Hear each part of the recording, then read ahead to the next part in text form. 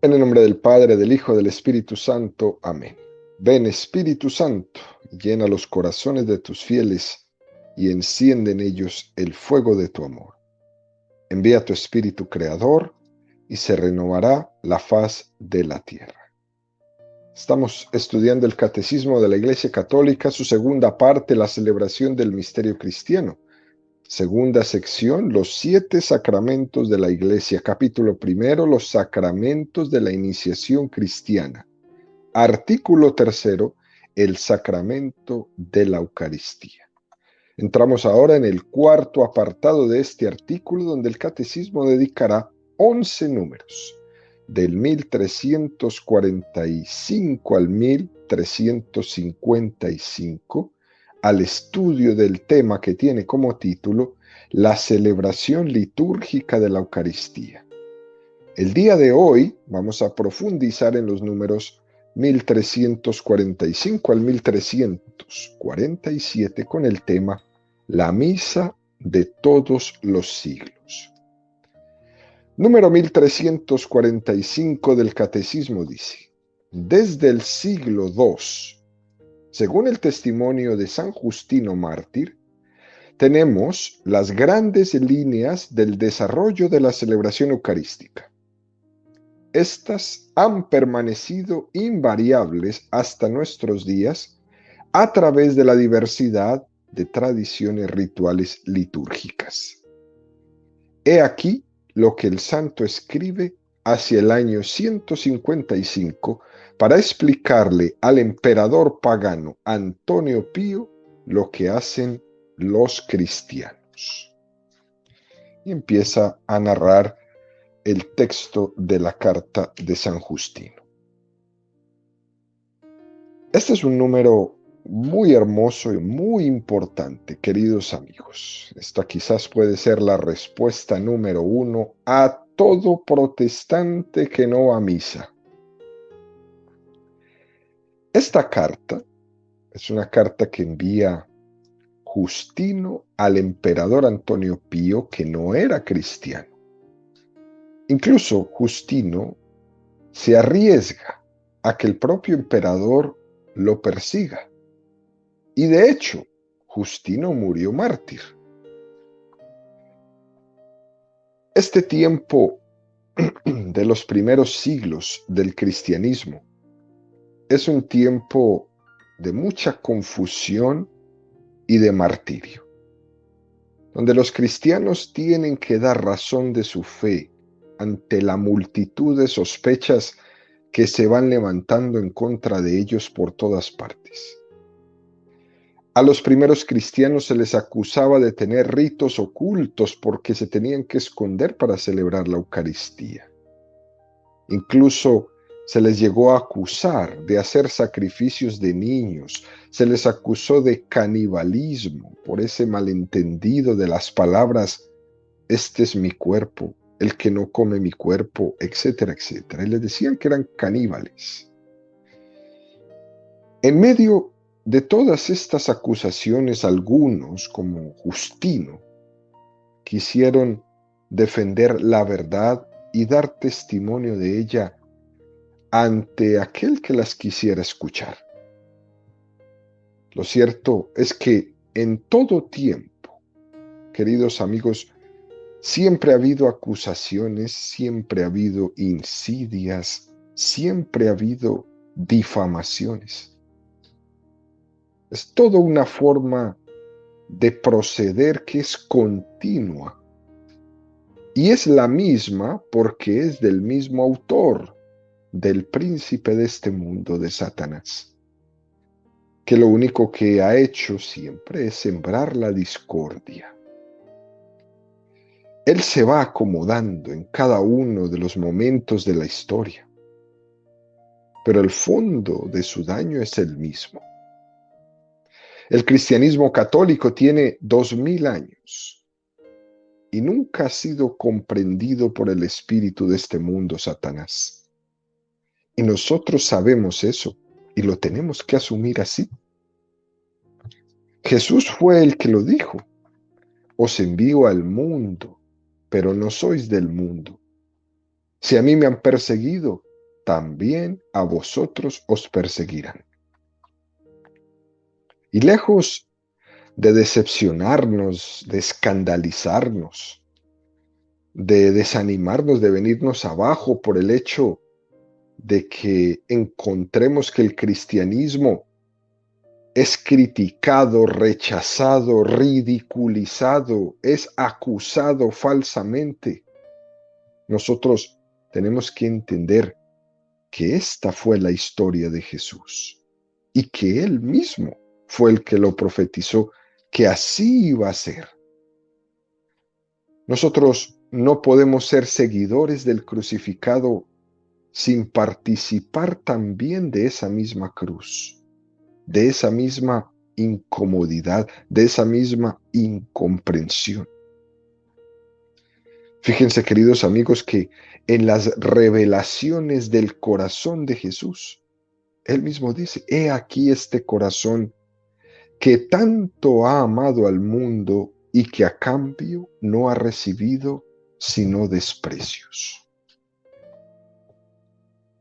La iglesia participa de esto mismo. Una iglesia que es madre, pero que se le recibe hay veces como madrastra. Se le rechaza, se le pone bajo sospecha. Y ella quiere cuidar del hombre, pero el hombre se esfuerza por rechazarla. Por tanto, la afirmación central de este número del catecismo es que desde el principio la Santa Misa ha sido celebrada con fidelidad desde que Jesucristo dijo, haced esto en memoria mía. Y en medio de la persecución nunca se ha dejado de hacer. La iglesia la ha celebrado algunas veces en las catacumbas, a escondidas, en los subterráneos, pero otras veces las ha celebrado con solemnidad, en las plazas más grandes que existen en los países. En una circunstancia o en la otra, siempre se ha mantenido fiel a lo que Jesús le mandó. Haced esto en memoria mía. Dice también este número del catecismo que éstas han permanecido invariables hasta nuestros días a través de la diversidad de tradiciones rituales litúrgicas. Es decir, que nos dice que en la iglesia hay diversidad de tradiciones litúrgicas. Hemos hablado de esto en algunas catequesis. Nosotros, la tradición latina, que es la mayoría, los que somos católicos romanos, pero están también nuestros hermanos, que son las tradiciones litúrgicas orientales, que son muchísimas, 23. Coptos, maronitas, sirios, caldeos, todos estos que hemos hablado durante mucho tiempo. En esos ritos también se ha expresado este mismo misterio de fe. Haced esto en memoria mía. Y la Iglesia Católica de rito latino, nosotros, con cabeza el Papa, también aprueba esa riqueza litúrgica de todas estas otras iglesias católicas orientales, nuestros hermanos católicos como nosotros, fieles al Papa como nosotros, pero que celebran su liturgia en diferentes ritos. Por ejemplo, en España se celebra el rito latino como nosotros, pero también se celebra, casi como testimonio, un rito que se llama el rito hispano-mozárabe. Y es un rito que se desarrolló en los momentos donde España estaba invadida por los musulmanes durante 800 años. Y se desarrolló ese rito. y se recuerda hoy celebrándolo. En la Catedral de Toledo, por ejemplo, adentro existe una capilla que es una capilla hispano-mozárabe y ahí una vez al año celebran este rito. También en la Basílica de Palencia es una basílica completa hispano-mozárabe, donde también una vez al año se celebra esta liturgia con este rito. Pero, en definitiva, queridos amigos, la misa no es simplemente un mero ritualismo, aunque es importante cuidar los ritos porque preservan un misterio. Pero lo principal de la liturgia no es tanto el ritualismo, cuidar los ritos por los ritos, sino que lo importante es celebrar el misterio. Y la Iglesia Católica tiene la conciencia de que ese misterio que celebra y que ha sido celebrado por diversos ritos, nunca se opone uno al otro. Claro está, y es importante decirlo, que toda esta diversidad de familias litúrgicas, de ritos, debe de ser tutelada y protegida por la disciplina de la Iglesia Católica para que no se degeneren con el paso del tiempo. En definitiva, cada vez que celebramos la Santa Misa, es la misma estructura la que celebran, la que celebraron y la que celebrarán sin duda alguna todos los cristianos católicos.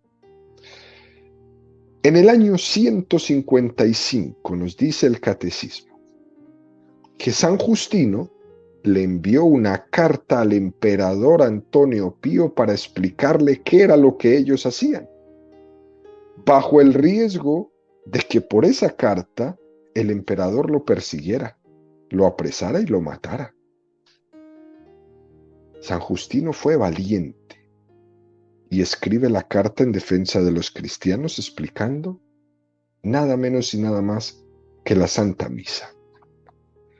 Dice la carta de Justino al emperador Antonio Pío: el día que se llama Día del Sol, tiene lugar la reunión en un mismo sitio de todos los que habitan en la ciudad o en el campo. Se leen las memorias de los apóstoles y los escritos de los profetas tanto tiempo como es posible. Cuando el lector ha terminado, el que preside tome la palabra para incitar y exhortar a la imitación de tan bellas cosas. Luego nos levantamos todos juntos y oramos por nosotros y por todos los demás donde quiera que estén, a fin de que seamos hallados justos en nuestra vida y nuestras acciones, y seamos fieles a los mandamientos para alcanzar así la salvación eterna. Cuando termina esta oración, nos besamos unos a otros. Luego se lleva al que preside a los hermanos pan y una copa de agua y de vino mezclados. El presidente los toma y eleva alabanza y gloria al Padre del universo por el nombre del Hijo y del Espíritu Santo, y da gracias. En griego, Eucaristein. Largamente, porque hayamos sido juzgados dignos de estos dones. Cuando terminan las oraciones y las acciones de gracias, todo el pueblo presente pronuncia una aclamación diciendo amén. Cuando el que preside ha hecho la acción de gracias y el pueblo le ha respondido, los que entre nosotros se llaman diáconos distribuyen a todos los que están presentes pan, vino y agua eucaristizados y los llevan a los ausentes. Esta es pues la carta de Justino, queridos amigos. Y hay que hacer aquí primero una reseña muy importante. A veces algunos ignorantes dicen que el cristianismo católico es una invención del emperador Constantino en el año 300, cuando 313, al 380, en todo ese momento, cuando el imperio se iba convirtiendo poco a poco en cristiano. El edicto de Milán y después el decreto de Teodosio. Pero lo cierto es que eso no es real. Constantino no fundó ninguna iglesia católica. Y frente a esa concepción, nosotros nos remontamos casi 150 años antes de Constantino y nos encontramos esta carta de San Justino del año 155, donde habla de los cristianos celebrando la misa.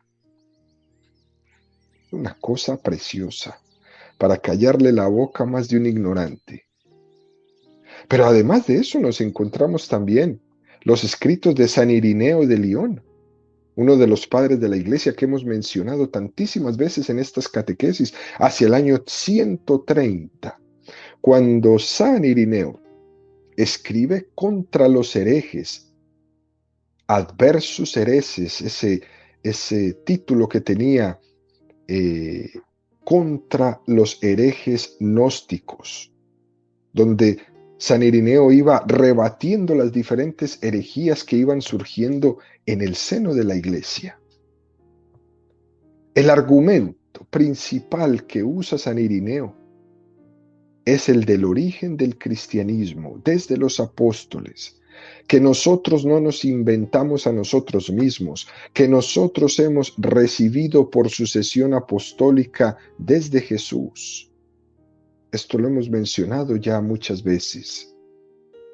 Hasta el punto que San Irineo llegó a hacer un árbol genealógico en cada diócesis que existía en ese momento, viendo cómo se entroncaba con los apóstoles el obispo que estaba en cada una de esas diócesis.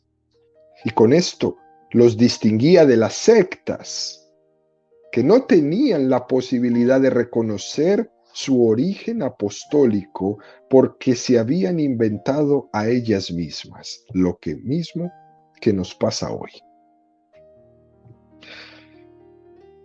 Ahora regresamos a la carta de San Justino al emperador Antonio Pío. Dice que el día que se llama Día del Sol tiene lugar la reunión en un mismo sitio de todos los que habitan en la ciudad o en el campo. Se estaba tomando pie, queridos amigos, de una celebración pagana para dar a entender que ese día del sol podía ser también cristianizado. Los paganos adoraban lo que desconocían. Nosotros conocemos y tenemos una relación personal con Dios. Para nosotros no es el Dios sol. Para nosotros es el Dios que da calor, que da vida al mundo. Y el cristianismo no tuvo ningún inconveniente en integrar ciertas celebraciones paganas, cristianizándolas. Una de esas fiestas es esta que nos menciona San Justino, la del Día del Sol. Nosotros lo entendemos como el día en el que Dios ilumina nuestras vidas. De hecho, el día de la Navidad, la Iglesia lo comenzó a celebrar el 25 de diciembre, que era el día donde el Imperio Romano celebraba el Día del Sol, porque es en el momento en el que el día le empieza a ganar tiempo a la noche, el día más largo del año. La vida comienza con el nacimiento de Cristo, la luz que le gana terreno a las tinieblas. Cristo resucitado de entre los muertos es el sol de vida. El domingo es el día de la resurrección, ya no es el Shabbat, que era el día de la creación del mundo para los judíos. Ahora es el domingo. Y por tanto el acontecimiento central de la historia de la humanidad pasa a ser no la creación, sino la resurrección de Jesucristo. ¿De qué nos hubiera servido haber sido creados de la nada si nuestro fin fuera la muerte? Por eso centramos en el domingo todos los acontecimientos de la salvación. Continúa San Justino en su carta y dice: se leen las memorias de los apóstoles y los escritos de los profetas, tanto tiempo como es posible. Cuando el lector ha terminado, el que preside toma la palabra para incitar y exhortar a la imitación de tan bellas cosas. Y es importantísimo, queridos amigos, ver aquí cómo desde el año 155, incluso mucho más antes, ya se distinguía claramente lo que es palabra de Dios de lo que es palabra de hombre. Hoy en día podemos correr el peligro de darle más importancia a la explicación del hombre que a la escucha de la palabra de Dios. Y hay que purificar mucho eso. Pero los primeros cristianos dedicaban ese primer momento de su encuentro a escuchar la palabra de los profetas y de los apóstoles tanto tiempo como fuera posible, y después a lo que nosotros llamamos hoy día la homilía, que es el sacerdote que preside, toma la palabra. Pero fíjense qué cosa tan hermosa. Toma la palabra para incitar, para exhortar a imitar esas cosas tan bellas que han escuchado de la palabra de Dios. Continúa San Justino. Luego nos levantamos todos juntos y oramos por nosotros y por todos los demás donde quiera que estén, a fin de que seamos hallados justos en nuestra vida y nuestras acciones, y seamos fieles a los mandamientos para alcanzar así la salvación eterna. Es la oración universal de los fieles, pidiendo por todos. Porque si en el corazón de Dios caben todos, también la Eucaristía nos tiene que abrir las necesidades del mundo entero. Esto es una de las cosas más bellas que tiene la celebración de la Eucaristía, la oración de todos por todos. Oramos por el Papa, por los gobernantes, por los clérigos, por los enfermos, por los encarcelados, por la paz, por los doctores, por los indígenas, por los marginados, por los moribundos, por el alma de los difuntos, por los miembros de otras religiones, por el diálogo con ellos, por las necesidades y deseos de cada uno de los presentes en esa celebración. Oración universal. Continúa San Justino. Cuando termina esta oración, nos besamos unos a otros. Luego se lleva al que preside a los hermanos pan y una copa de agua y de vino mezclados. El presidente los toma y eleva alabanza y gloria al Padre del universo por el nombre del Hijo y del Espíritu Santo y da gracias largamente porque hayamos sido juzgados dignos de estos dones. Es decir, nos dice que había un signo de paz y después del signo de paz había un ofertorio. Y luego del ofertorio, una plegaria eucarística de acción de gracias. ¡Qué cosa tan hermosa! Cuando terminan las oraciones y la acción de gracias, todo el pueblo presente pronuncia una aclamación diciendo amén. Ese amén es el que hoy nosotros igualmente decimos cuando termina la doxología, cuando el sacerdote dice, por Cristo, con Él y en Él, a ti Dios Padre Omnipotente, en la unidad del Espíritu Santo, todo honor y toda gloria por los siglos de los siglos. Y el pueblo contesta, amén.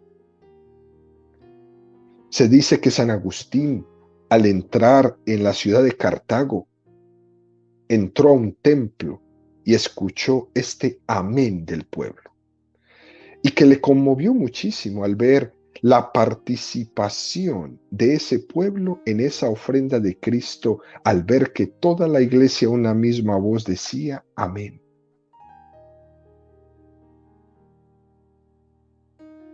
Es más, esas palabras de la plegaria eucarística, de esa doxología por Cristo, con Él y en Él, estaban reservadas únicamente para el sacerdote y están.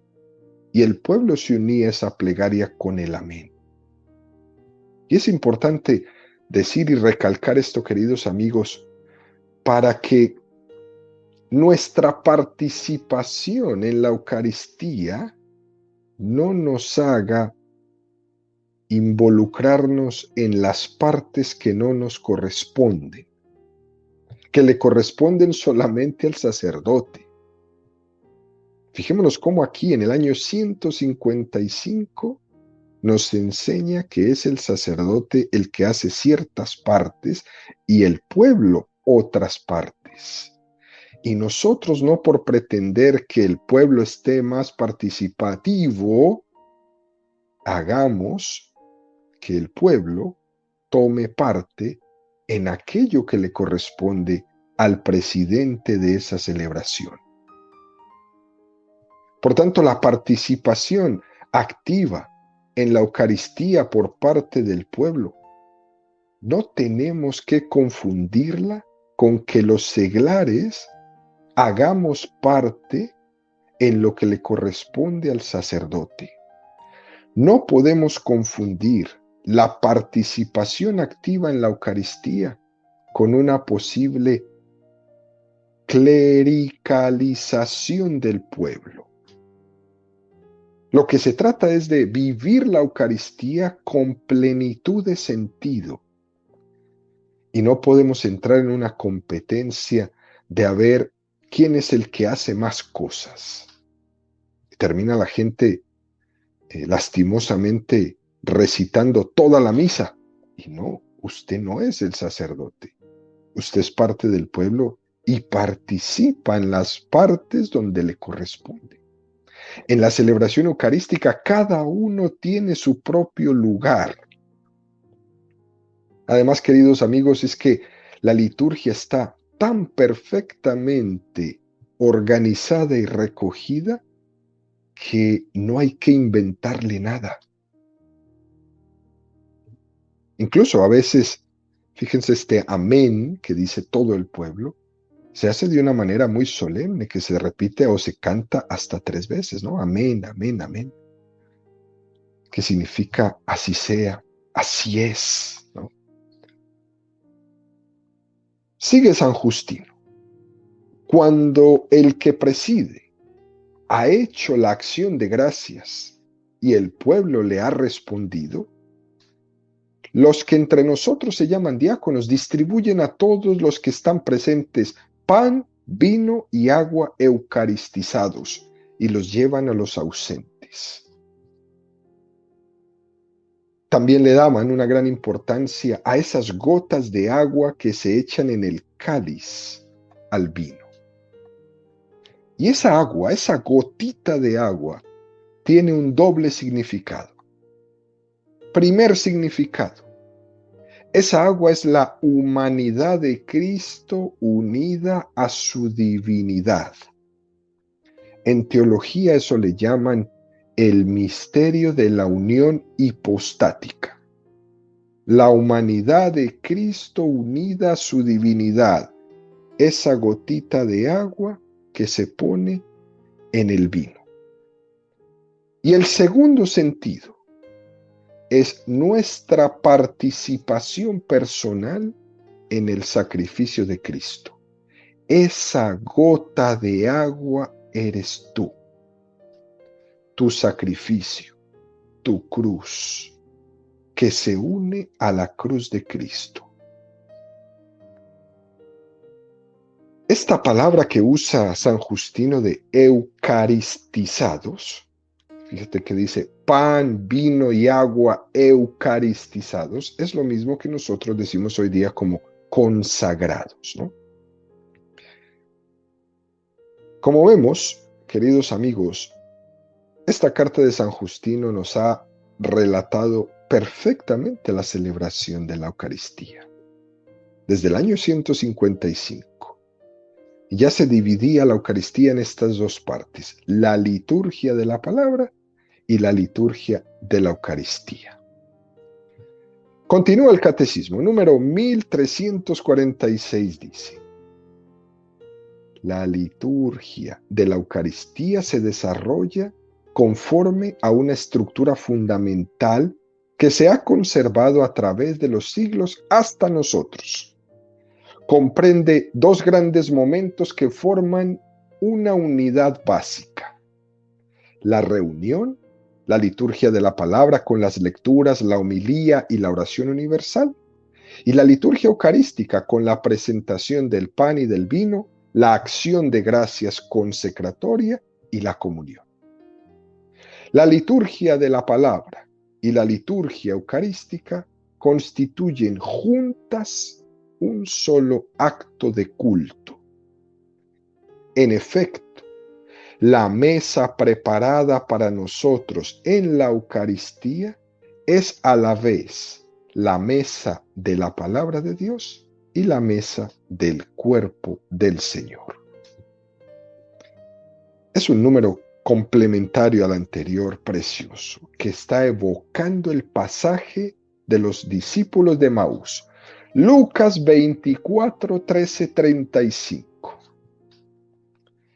En este Evangelio, San Lucas, aparte de estar contando el relato histórico de los discípulos de Emaús, estaba utilizando este momento para hacer una catequesis eucarística, una evocación preciosa a la Santa Misa. Aquel mismo día, iban dos de ellos a un pueblo llamado Emaús que distaba 60 estadios de Jerusalén y conversaban entre sí sobre todo lo que había pasado. Y sucedió que mientras ellos conversaban y discutían, el mismo Jesús se acercó y siguió con ellos. Ellos se expresan en sus decepciones y sus sentimientos, cómo habían esperado en Cristo, en ese Mesías, y ahora estaba muerto. Ellos van narrando sus faltas de fe y desesperanza, sus decepciones. Fíjense qué cosa tan hermosa, queridos amigos. Ese momento parece el rito penitencial de la Santa Misa, donde pedimos perdón por nuestras carencias y Jesús las escucha con paciencia. Él les dijo: oh insensatos y tardos de corazón para creer todo lo que dijeron los profetas. ¿No era necesario que el Cristo padeciera eso y entrara así en su gloria? Y empezando por Moisés y continuando por todos los profetas, les explicó lo que había sobre él en todas las escrituras. Entramos ahí en la liturgia de la palabra, donde en la palabra de Dios se ilumina la vida. Esa sensación que tenemos de oscuridad, que no sabemos por dónde tenemos que caminar ni qué sentido tiene nuestra vida y nuestra historia, ahí se ilumina. Lámpara es tu palabra para mis pasos. Al acercarse al pueblo a donde iban, él hizo ademán de seguir adelante. Pero ellos le forzaron diciéndole: quédate con nosotros porque atardece y el día ya ha declinado. Y entró a quedarse con ellos. Y sucedió que cuando se puso a la mesa con ellos, tomó el pan, pronunció la bendición, lo partió y se lo iba dando. Entonces se les abrieron los ojos y le reconocieron, pero él desapareció de su lado. Es la liturgia eucarística. Curiosamente, esas dos liturgias, como nos dice el catecismo, se llama mesa de la palabra y mesa de la Eucaristía. Y nos evoca que somos alimentados por la palabra y por el cuerpo de Cristo.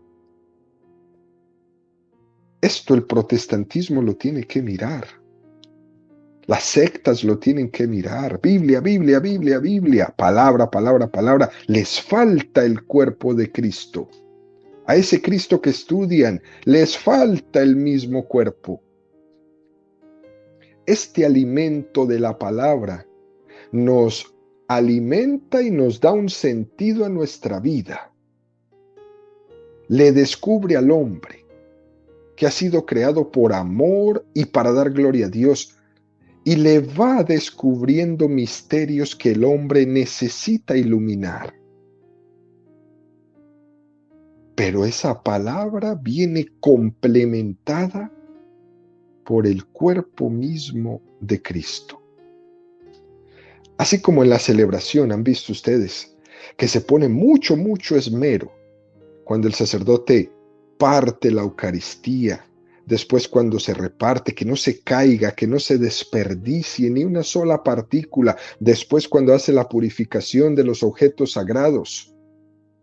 Eso mismo que hacemos con tanta delicadeza con el cuerpo de Cristo, tiene que ser la misma delicadeza que tengamos con la palabra de Cristo, que no se pierda la palabra de Cristo, porque cada palabra es un tesoro, y ese tesoro es guardado en el sagrario de nuestro corazón, así como esa Eucaristía es guardada en el sagrario del templo.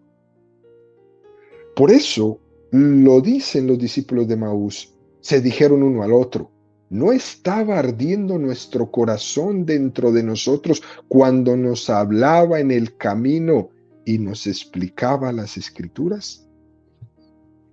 Guarda la palabra en tu corazón, que Cristo se guardará en el sagrario para ti.